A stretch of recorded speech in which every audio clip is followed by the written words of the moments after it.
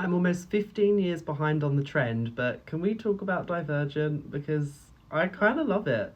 At some point, I was reading this and it hit me. I thought, this is Fourth Wing. This is literally Fourth Wing. Like, obviously, this came first by quite a few years. But measure for measure, not the Shakespeare play, just the proverbially, they're the same book.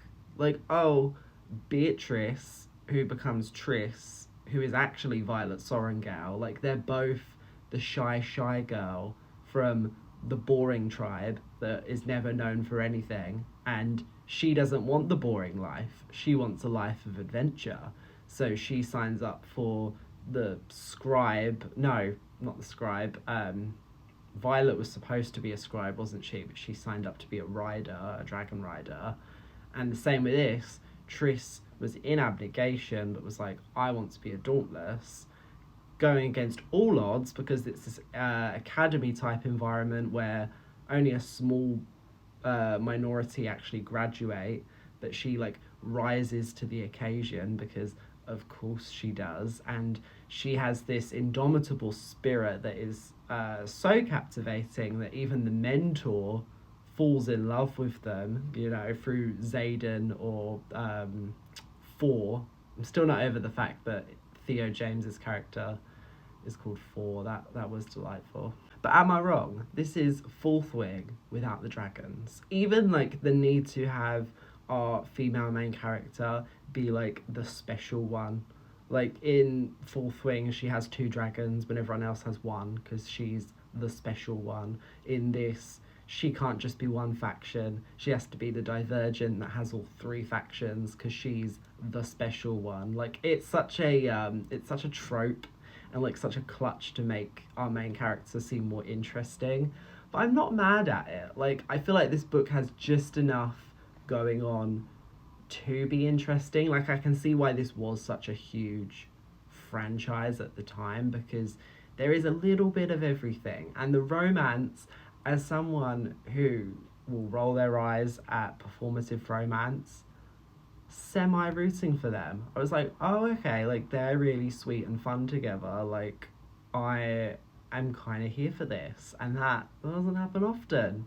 I had already seen the first film in this series, and I didn't expect the adaptation to be such an exact recreation of what happens in the book. Like, there's very little that they left out or changed, and I think part of that is that this story is a lot more compact and minimalistic than say like the Hunger Games. Like they didn't need to spend millions and millions on some giant elaborate arena because this is really just post-apocalyptic world, five tribes, the brave ones jump on a train. Like that's not expensive to film. Like compared to the Hunger Games, even compared to the Maze Runner, where you have to like computer generate this elaborate system for the boys to be running through, this is quite simple, and I like that it feels a bit more clean compared to, I mean, the Maze Runner especially really gets lost on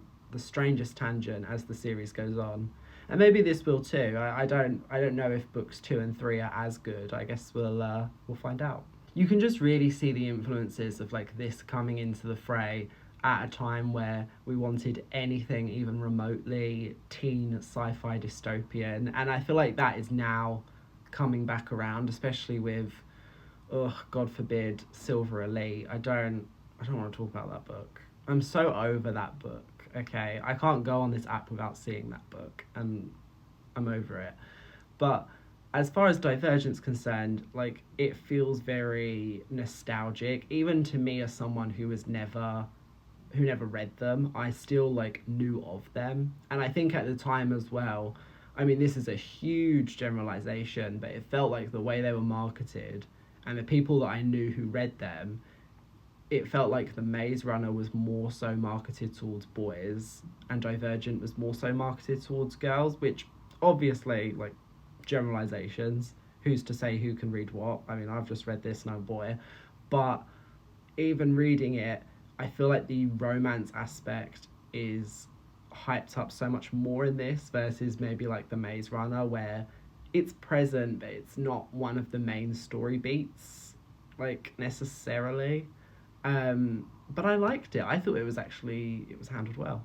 I am always confounded. So this is the universe, of course, where they're separated by their like personality traits, essentially. Like there's five factions, and it's to do with like whether you're selfless or honest or brave or smart or kind. Like those are the five main ones, which is quite a oversimplification of the human psyche and the emotional spectrum. But I digress.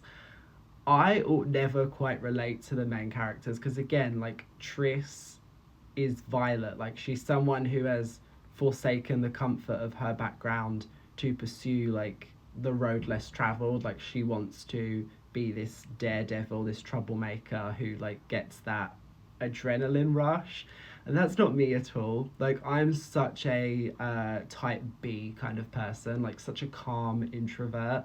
Like half the things in this book I was like, oh no, oh no. And maybe that's kind of the appeal. Like you as a reader sitting at home are meant to vicariously gain something from her being so like active and physical in the moment of it all.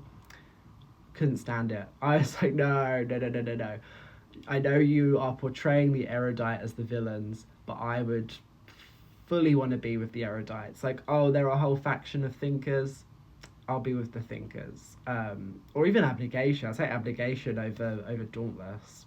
Far too much. Far too much. Oh, and the simulation with their phobias. No, none of that. What I did not care for, however, and spoiler alert, I guess, no one really cares, this was almost 15 years ago, one of the characters, so one of her friends betrays her because she's doing really well in the tryouts, and then like the bullies, because there's always like a group of mean kids, like it's like what's his face in Fourth Wing, Jack Barlow, is that his name? I think so. But in this it's like a guy called Peter, and he's got like cronies, and they want to take out Triss because she's doing well, and only so many people graduate. But then her friend Al, was his name Al? He fully betrays her, and then he's so racked with guilt over it that he unalives himself. And I thought, oh, this is really serious and upsetting, but also like I liked it because I was like, this is really serious for like a YA book. But then there was also a lot of victim blaming. At one point, Triss, she's like calling him a coward. I'm like, whoa, like, 2009 or whenever this came out was not that long ago. Were we still doing that? Were we still victim blaming the people who unalive themselves? I was like, ooh. If I'm feeling my Nostradamus fantasy and I put on my mystical cap, I think books 2 and 3, Triss is going to be the figurehead of like an uprising. She's going to become the Mockingjay, basically. I think she's going to find all the other Divergents, and they're all going to like rally together and be like, we don't support the faction system anymore. And then Janine, who's like the President Snow, she's like the head of the erudite.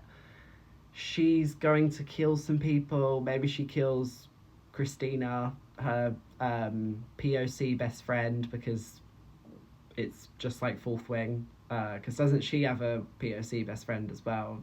Oh, can't remember her name now. Do I have any other predictions? I think her and Four, their relationship is going to zhuzh up. They're going to take things to the next level. But those are my thoughts on Divergent. Is it winning any literary awards for technical brilliance? No, of course it's not, but I don't think that's the goal it sets out to achieve. If we're judging it as YA teen dystopia, it's pretty iconic. I'd put this above Maze Runner, but then maybe that's not saying too much.